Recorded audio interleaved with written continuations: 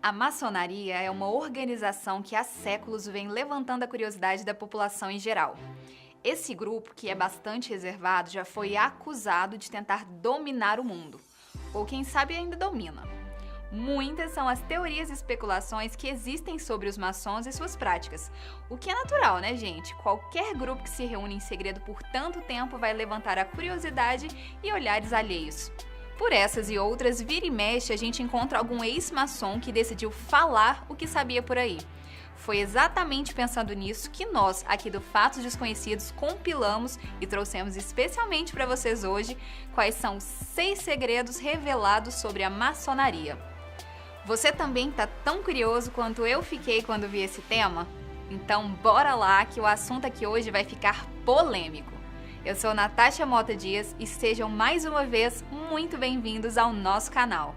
Número 1. Códigos secretos. Existem muitas versões e especulações sobre como a maçonaria teria surgido. Muitos maçons falam que o grupo surgiu ainda na época do Antigo Egito, e apesar de realmente existir algumas ligações entre os rituais egípcios e a maçonaria, muito provavelmente foram os maçons que se inspiraram nesse povo.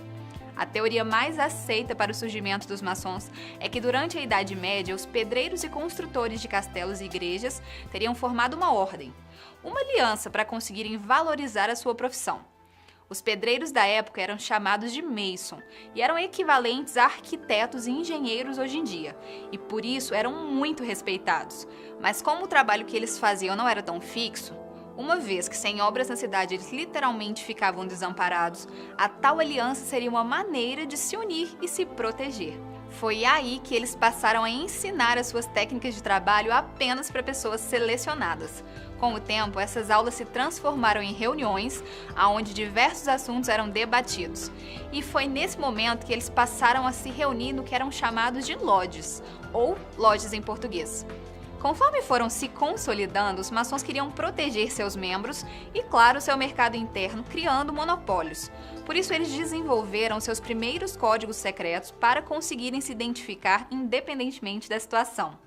Frases específicas, palavras secretas e até apertos de mãos diferenciados são usados ainda nos dias de hoje para que o maçom consiga identificar o outro e, claro, comprovar a sua legitimidade. Número 2. Ateus não são bem-vindos. Para muitas pessoas que não conhecem muito bem o que é e como funciona a maçonaria, essa ordem pode ser interpretada como uma seita ou até mesmo uma religião, mas a verdade é que a maçonaria está longe disso. Os seus membros prezam muito pela liberdade de pensamento de cada um. Mesmo assim, existe uma certa regra para conseguir entrar nesse grupo. Você precisa obrigatoriamente acreditar em uma força superior, em um Deus. Aquele famoso G maiúsculo que a gente sempre vê nas lojas e construções maçônicas é um G de God, que significa Deus em inglês. Por isso não faz sentido algum para eles adicionar um ateu como um de seus membros, até porque a sua crença, ou aliás, a falta dela, seria contrária à filosofia maçom que preza muito pela crença em um ser superior. Número 3. Influenciaram o mundo. Muitas teorias existem sobre esse grupo, o que é natural, não é? Mas, como eu já disse, qualquer conjunto de pessoas que passarem a se encontrar em reuniões secretas vão levantar certo tipo de curiosidade e até fofoca. Mas tem uma coisa que dizem sobre a maçonaria que não é boato, não. Essa ordem praticamente já liderou o mundo alguns séculos atrás. Apesar de ter surgido na Inglaterra durante o período medieval, foi durante a colonização da América que os maçons tiveram a maior força. Mesmo assim, eles não deixaram de influenciar todo o mundo. Para vocês terem uma ideia, a maioria dos acontecimentos que marcaram a independência de vários países na América foram, antes de tudo, discutidos dentro de lojas maçônicas. Isso porque muitos líderes políticos e pessoas influentes da época eram maçons. 9 do total de 55 homens que assinaram a Declaração de Independência dos Estados Unidos eram maçons, assim como 13 dos 39 que aprovaram a Constituição do país. Na América do Sul, 3 ícones e líderes revolucionários eram maçons: o venezuelano Simón Bolívar, o chileno Bernardo O'Higgins e o argentino José de San Martín. Todos eles, inclusive, frequentavam a mesma loja maçônica em Londres, antes de serem influenciados com essa convivência e terem cada um deles partido para o seu país travar a sua batalha em busca de liberdade. Aqui no Brasil, as coisas não foram diferentes. Adivinha só quem era maçom? E se eu te falar que Dom Pedro I era grão-mestre, ou seja, ele tinha uma alta patente na maçonaria? Pois é. Número 4. Religião e política não se discute. Olha só a ironia que eu vou te contar agora. Apesar de muitos homens influentes na política serem maçons, os encontros e jantares dessa ordem não são feitos para se discutir política ou religião. Até porque, dentro da ordem, existe a total liberdade para seus membros terem a religião e a visão política que mais lhe convém. O que aconteceu muitas vezes é que, por estarem convivendo, muitos homens influentes passaram a se conhecer e a discutir esse tipo de assunto ali. Dentro dos encontros maçons, não é proibido falar sobre esses dois assuntos, mas diferente do que muita gente pensa, eles não tentam dominar o mundo através dessas duas vertentes. Os maçons se reúnem para falar de todos os tipos de assunto, de filosofia ao acontecimento que passou no jornal da última noite. O que não significa dizer que a ordem é voltada ou engajada nem na política e muito menos na religião. Número 5. Ritual de iniciação. Uma das coisas que mais chamam a atenção de quem não entende e, consequentemente, não conhece a maçonaria é o famoso ritual de iniciação, que é quando um homem oficialmente passa a fazer parte do grupo. Cada loja maçom é independente, por isso aquele discurso de que os maçons querem dominar o mundo não faz muito sentido. Mesmo assim, apesar da liberdade que cada loja tem, certos rituais são preservados e realizados da mesma maneira em lojas maçons do mundo inteiro. E o ritual de iniciação é um deles. Para a maioria dos maçons, esse ritual é considerado o mais marcante de todos e acontece do seguinte modo. Para um homem se tornar um possível candidato à maçonaria, ele precisa ser convidado por outro maçom. Durante 6 meses a 1 ano, a vida desse homem vai ser investigada a fundo. Ele não pode ter passagens pela polícia, se envolver em escândalos, ter casos extraconjugais e uma série de outras coisas que, segundo eles, possam ferir a honra e a integridade de um homem. Um dos lemas da maçonaria é tornar homens bons em seres ainda melhores, e é por isso que eles são tão seletivos. Depois de todo esse período de avaliação, se o candidato for finalmente aceito, é preciso que a sua esposa autorize que ele entre na ordem e só aí um ritual será mesmo feito. O que acontece durante essa cerimônia nunca foi claramente explicado, mas ela consiste em 2 diferentes momentos.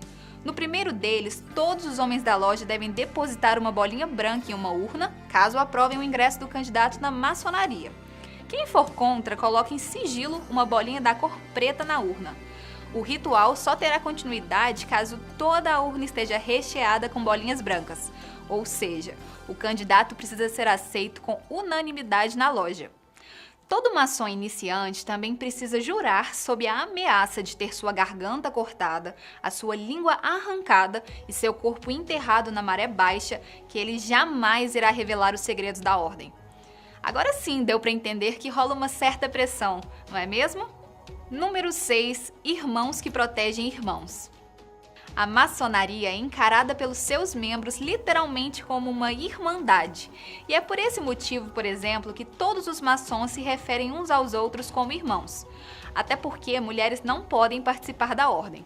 Não se sabe ao certo se esse tipo de pacto ainda é praticado, mas pelo menos antigamente, um maçom jamais poderia depor em um tribunal, por exemplo, contra outro maçom.